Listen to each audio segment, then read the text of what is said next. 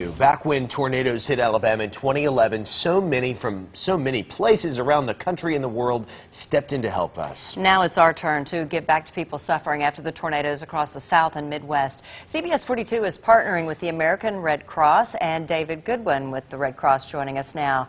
Good to see you, David. Thanks for being up with us. We know we are talking about thousands of families who need help. So what do you need our viewers to do to help out? Yeah, absolutely. Good morning and thank you. The most important things you can do are two donations. Cash donations, donations through the online site that CBS 42 has set up, and also blood donations are critically important at this time. We're at a 10-year low in blood donations. Those blood products are especially important after mass casualty events like this.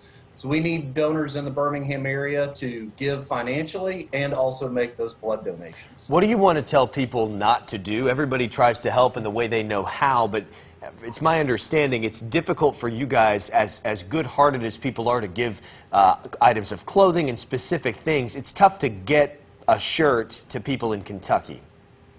Yeah, that's absolutely right, Jack. Thank you. And it's something that I think that so many of us in the nonprofit arena want to talk about and help people understand. There are great organizations like the Salvation Army and the Goodwill who can receive those donated items. They have mechanisms set up to deliver goods to people.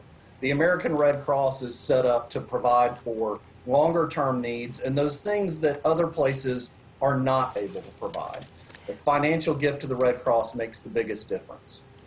David, what is the Red Cross's role long-term for these folks? I mean, we know this can be a 10-year recovery process for some of these towns. What will you all be doing long-term for those folks?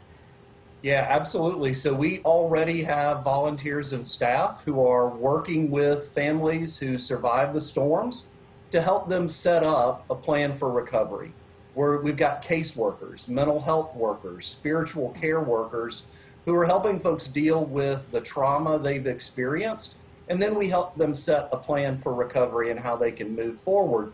There is so much that none of us are really prepared for with the insurance, with working with FEMA potentially, all of those things. We've got Red Cross folks who are able to help people move through that process. Real quick before we have to go, I want to ask you what you think has contributed to the low level of blood donation. You mentioned it's a 10-year low. Is there any evaluation of why that is?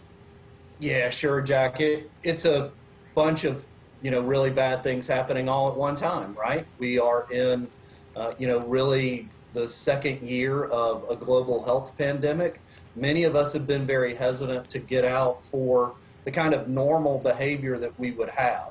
So folks are not going for blood donations.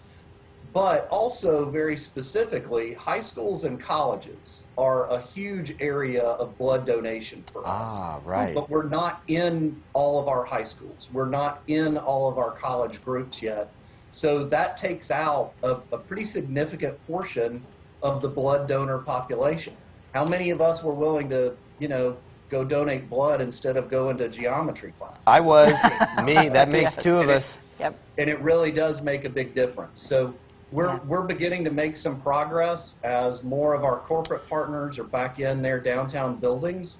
We really are seeing more, and the Birmingham community gives like few others, but we really are in a challenging spot. David, thanks for coming on to encourage our viewers to help in any way they can. We appreciate the work you guys do, and thank you for getting up early for us this morning. Yep. Thanks, guys. Have a great day.